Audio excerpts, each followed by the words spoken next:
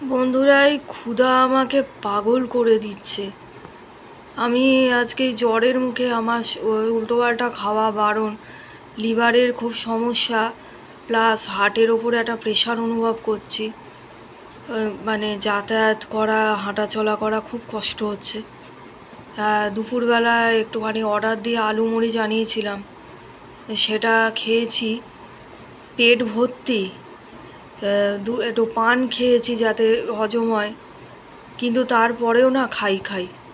এখন মনে হচ্ছে কি একটু গিয়ে বাইরে যদি পাওয়া যায় একটু ফুচকা খেয়ে আসি।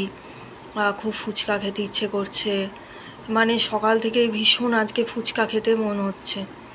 আজকে একাদশী, তো সেই জন্য আজকে তো ভাতও খাইনি। যে ভাতটা অনেক সময় পেট ভরে ভাত খেলে অনেকক্ষণ পেটটা ভরা থাকে, কিন্তু আবার পরে খিদেও পায়। তো মানে কি বলবো, মন থেকে খুব জ্বালাতন হচ্ছে।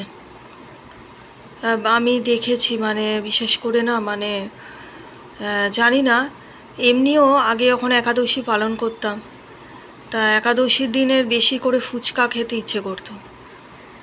তো ফুচকা তো এখানে সেই 7টার আগে বসে না, আর ফুচকা খুব ঝাল হয়। বিশেষ করে ঝাল বারণ করলে ওদের যে জলটা থাকে তার মধ্যে খুব পরিমাণ ঝাল থাকে। তারপরে একগাদা অনেকে জল জিরে মিশিয়ে দেয়।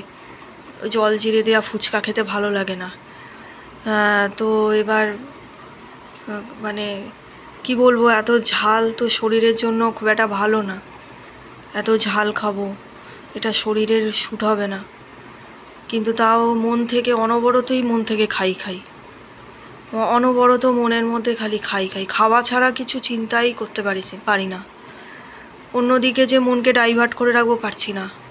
অল টাইম মনে হচ্ছে যে কিছু খেলে ভালো হয়, একটু স্যান্ডউইচ খেয়ে নিই, ফুচকা খেয়ে নিই। বিশেষ করে ফুচকা খেতে ভীষণ ইচ্ছে করছে। এদিকে ফুচকা ঝাল থাকে, কিন্তু ঘরে তো আর ফুচকা এখন বানাতে পারবো না। ফুচকা বানানোটা অনেক ঝামেলা আছে। প্রথমত আটা, সুজি এই সমস্ত প্রিপারেশান করে তাকে তেলে ভালো করে করা, সাদা তেল নেই ঘরে। তারপরে আলুর একটা প্রিপারেশান লাগবে, সেখানে মশলা টশলা ভালো মতো থাকতে হবে।